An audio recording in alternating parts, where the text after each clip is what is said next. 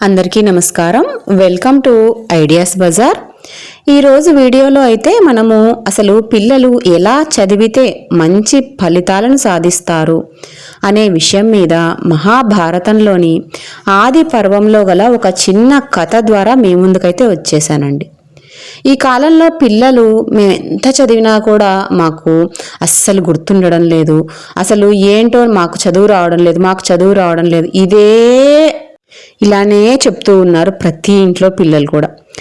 అసలు ఈ పిల్లలకి ఒకసారి ఈ కథను వినిపించండి. మహాభారతంలో ఆది పర్వంలో ఈ కథ అయితే ఉండింది. ఒకసారి అయితే ఈ కథలోనికి వెళ్ళిపోదాం. చాలా రోజుల క్రితం మాట, కశ్యపుడు అనే ఒక ముని ఉండేవాడు. ఆయనకు దితి అదితి అనే ఇద్దరు భార్యలు. దితికి కలిగిన పిల్లలేమో అందరూ రాక్షసులు, అతిథి పిల్లలేమో అందరూ దేవతలు.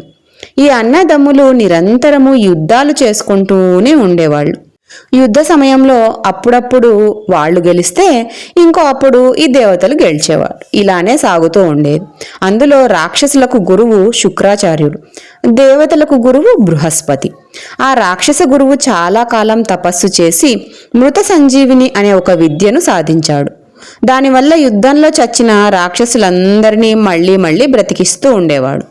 అప్పటికింకా దేవతలు అమృతపానం చేయలేదు కనుక వారు చచ్చిపోయేవారు.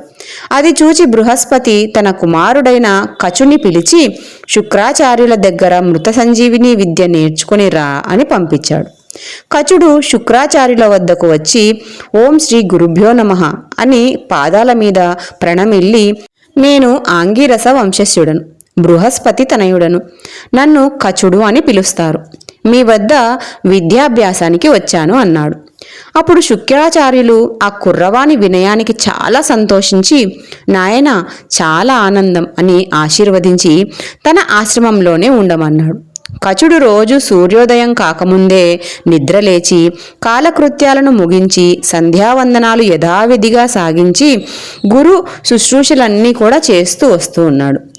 శుక్రాచార్యుల వారికి దేవయాని అనే ఒక కూతురు ఉండేది. ఆ అమ్మాయి చాలా అందగత్తె.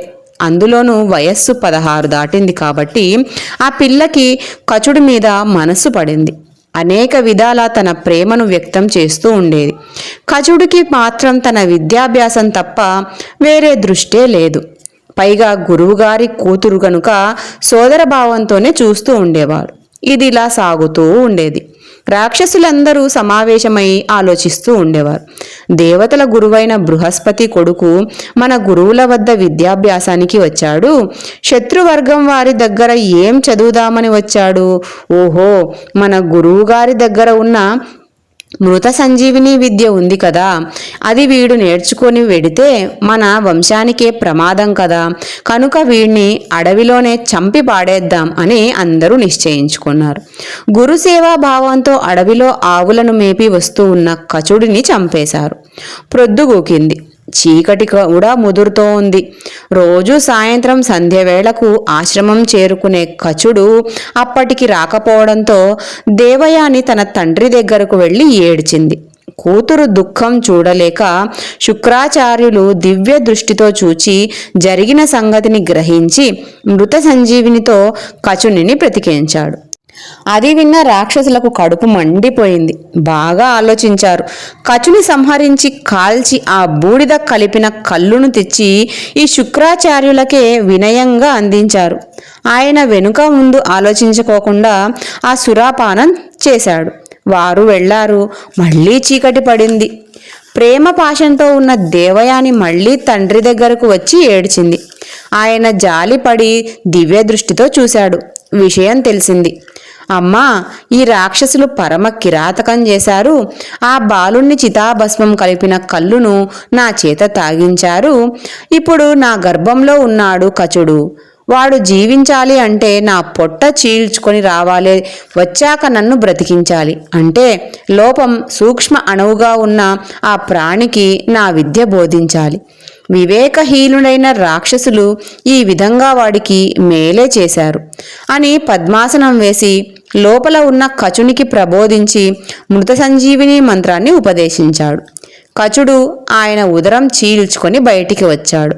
వస్తూనే తాను నేర్పిన విద్యతో గురువుగారిని జీవింపజేసి ఆయన వద్ద సెలవు తీసుకొని వెళ్తూ ఉన్నాడు.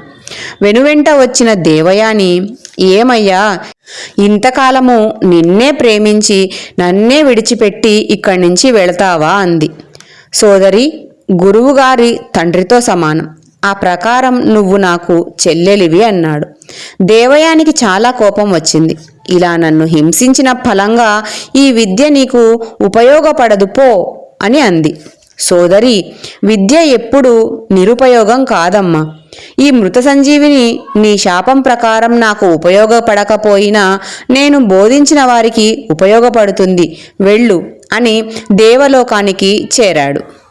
ఇక్కడ కచుడు దేవయాని మోహంలో పడలేదు కాబట్టే దీక్షగా తన విద్యను సంపూర్తిగా కడుపులో నుండైనా సరే నేర్చుకున్నాడు. కానీ నేటి తరం పిల్లలు మాత్రం సాకులు చెప్తూ ఉంటారు, వయసు ప్రభావం వల్ల మేము ఇలా చేస్తూ ఉన్నాము, మా తప్పేమీ లేదు అని.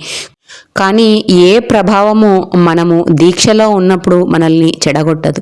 అంటే మనం దీక్షగా పట్టుదలగా మన చదువును చదువుకుంటే ఎటువంటి ప్రభావము మన పైన చూపదు అని కచుణ్ణి చూసుకొని నేటి తరం యువతీ యువకులు తప్పకుండా దీక్షగా వారి వారి చదువులను చదువుకొని జీవితంలో ఉన్నత స్థితికి చేరుకోవాలని మనస్ఫూర్తిగా కోరుకుంటూ ఈ కథను ఇంతటితో ముగిస్తూ ఉన్నాను. తర్వాత కథతో మళ్ళీ మీ ముందుంటాను. అంతవరకు సెలవు.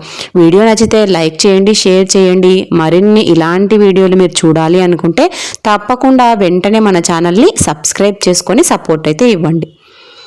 తిరిగి మరలా మీ ముందు ఉంటాను. అంతవరకు సెలవు. లోకా సమస్తా సుఖినో భవంతు.